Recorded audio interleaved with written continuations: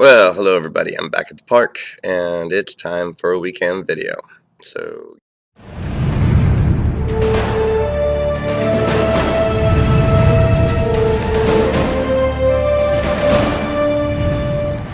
hi everybody. Today I want to talk about a word that I hear a lot, and I really heard it a lot back in my evangelical days. Even heard it a couple times, I think, in my Catholic days. And the word is the accuser. We've recently gotten some emails that we've replied to on that. Um, Seems like not too many days at a time can go by where I don't see it posted somewhere on the internet. And usually, most people are implying that the accuser is the devil. And so, I instantly don't think the accuser is the devil. I think there is somebody who deserves that title or did receive that title, actually. But it's not the devil. The devil has often been called the tempter.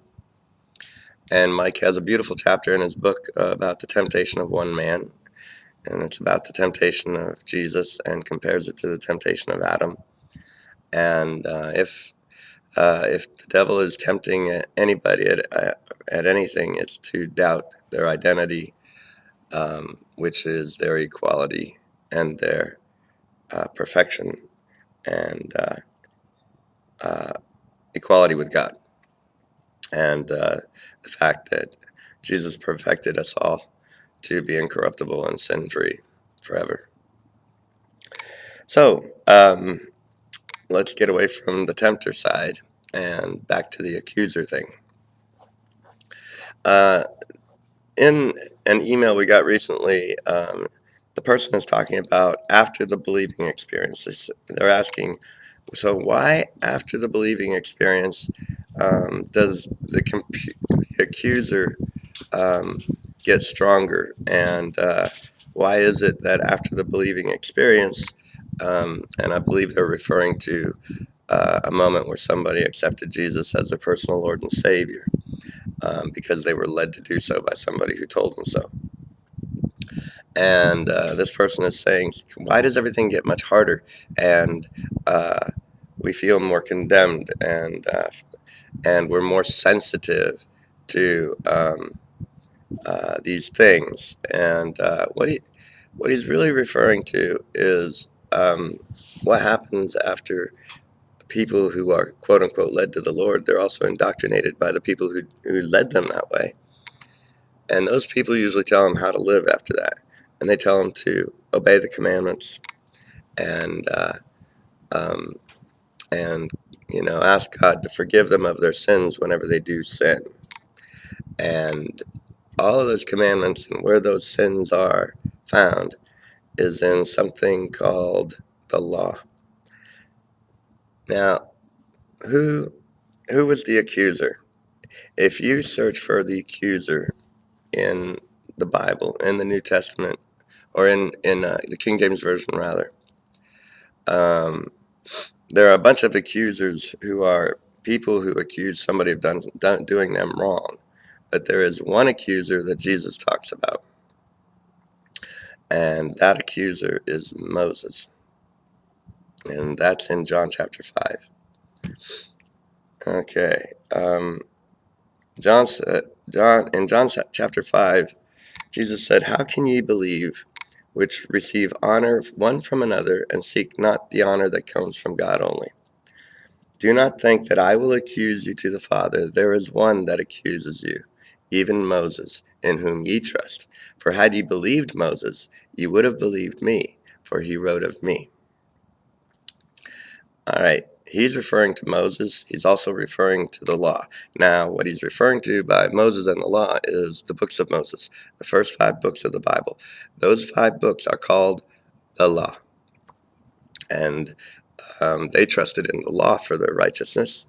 And he said, well, if you'd believed what Moses wrote, it was all about me. You would have believed me. But you believed that the commandments that Moses wrote, those are your righteousness. And He said that only comes from God. That honor only comes from God. So, in grace, is the law of Moses in effect? No.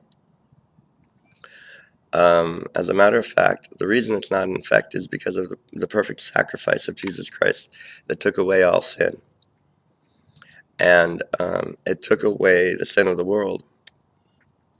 And so anybody who is suffering the burden, as this person puts it, a burden of a heavy conscience, anybody they don't believe in the sacrifice of Christ. They don't understand that that sacrifice took away all sin, and that no one sins now because of that sacrifice. And if the sacrifice truly worked, and you truly see what the sacrifice did and believe that that sacrifice worked, your conscience will be free of sin. It says in Hebrews that you will have no conscience of sin. Your conscience will be free of sin. So Moses is the accuser, but the law of Moses was abolished by the sacrifice of Jesus Christ on that cross. And if anybody has any questions, comment below on YouTube or Facebook, or email us at freedom@gospelrevolution.com, or give me a call. The number's on the website. I also want to congratulate James Taylor on his latest video. It's a half-hour long, and it's great. It's called A Documentary on Total Redemption. And he did a great little collage of clips and videos to demonstrate and explain what total redemption actually is. I'm going to put the link to that in the description below this video here on YouTube, so that you can watch that. Please watch it next. Please click like and let James know you liked it. All right, everybody. Have a revolutionary week.